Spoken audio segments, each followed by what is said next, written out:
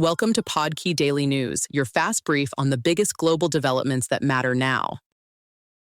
Today's through line is pressure, fiscal pressure in the U.S., energy pressure across global markets, and pressure on public health and security systems that are already stretched.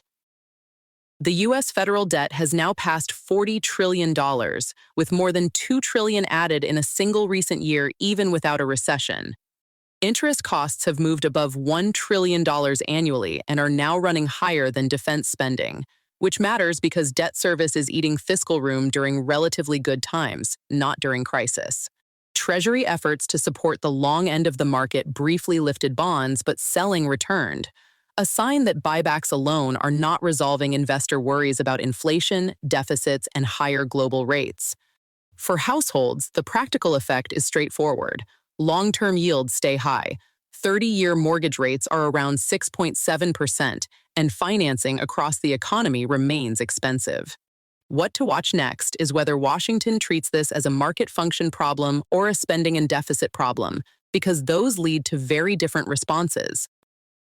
Energy markets are tightening from multiple directions at once. U.S. pressure on Iran, including sanctions and naval measures, has sharply reduced exports moving through the Strait of Hormuz, while separate disruptions tied to Iran and Ukrainian attacks on Russian refineries have knocked refined fuel supply offline. That has helped U.S. and European refineries run near capacity and earn unusually strong short-term profits. But it is also pushing up fuel prices, with U.S. gasoline, diesel, and jet fuel running well above year-ago levels. The bigger picture is more complicated for the West. Over the next decade, Europe is expected to refine much less crude into fuel, and the U.S. also faces decline, while newer refineries in China, the Middle East, and Africa gain share. That creates a strategic issue because refining is not just about consumer driving, it also matters for military fuel supply. So capacity moving abroad becomes a national security question. Watch whether high fuel prices speed up substitution into EVs and efficiency, because that would support short-term refinery margins while weakening long-term demand even faster. The World Health Organization is sending 70,000 vaccine doses to the Democratic Republic of Congo, but this outbreak is hitting a harder target. Existing vaccines work against the Zaire strain. The current outbreak involves the faster-spreading Bundibugyo strain, and vaccines built for that variant are only now entering human trials. The outbreak has already produced 5,021 confirmed cases and 2,378 confirmed deaths, and Médecins Sans Frontières has had to expand treatment capacity amid surges. What stands out here is the response gap. Public health experts say this crisis is getting far less global attention and coordination than West Africa's 2014 outbreak, with post-COVID fatigue and weaker U.S. and U.K. aid capacity both part of the problem. The next thing to watch is whether international support scales up before trial vaccines can make a difference, because the current trajectory suggests response systems are lagging the outbreak. 7 countries, including the UK, France, Germany, Canada, and Norway, jointly condemned Israel's plan to build roughly 1,200 homes in the E1 area of the West Bank. Their warning is that building there would further separate East Jerusalem from the West Bank and make a two-state outcome harder to sustain in practice. The statement also called the settlements illegal under international law and warned companies involved that they could face legal and reputational consequences. The U.S. did not join that rebuke. Why this matters now is timing. Analysts say contracts could be signed before October elections, making any later reversal by a future government much harder. At the same time, Russian missile strikes on Kyiv killed at least 13 people, including in attacks that hit civilian sites such as a school, apartment blocks, and a children's hospital, again highlighting Ukraine's limited defenses against ballistic missiles and the pressure for more Patriot interceptors.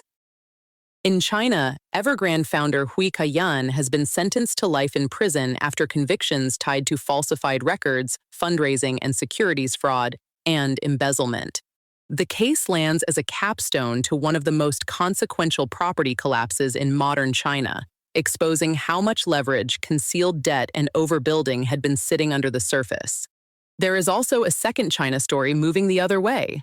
Shanghai's Star 50 index is up about 23% this year and is outperforming Shenzhen and Hong Kong tech benchmarks as Beijing pushes more strategic firms to list at home.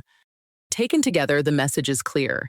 China is still working through the property bust while trying to redirect capital and prestige toward domestically controlled technology sectors. Two important U.S. household trends are moving in opposite directions.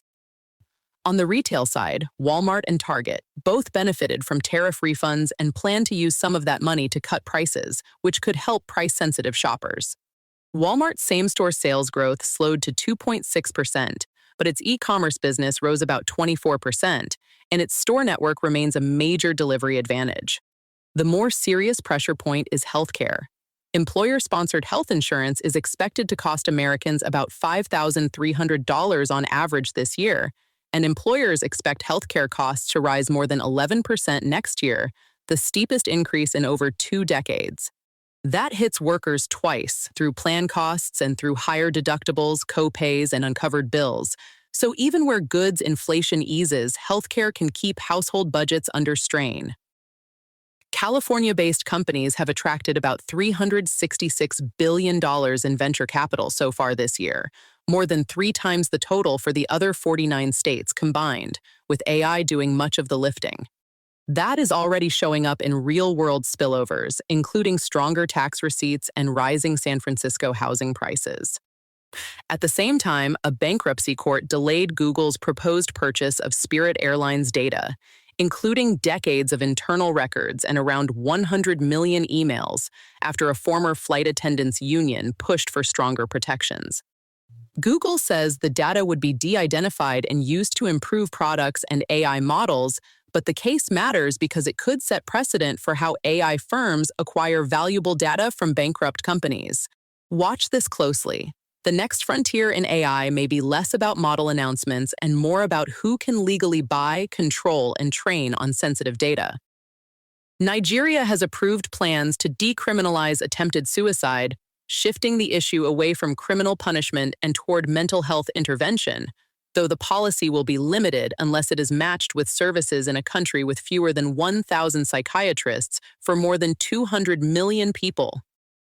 In the Caribbean, the U.S. added sanctions on 3 Cuban officials and 9 organizations, tightening pressure on an economy already dealing with blackouts, shortages, inflation, and migration strain.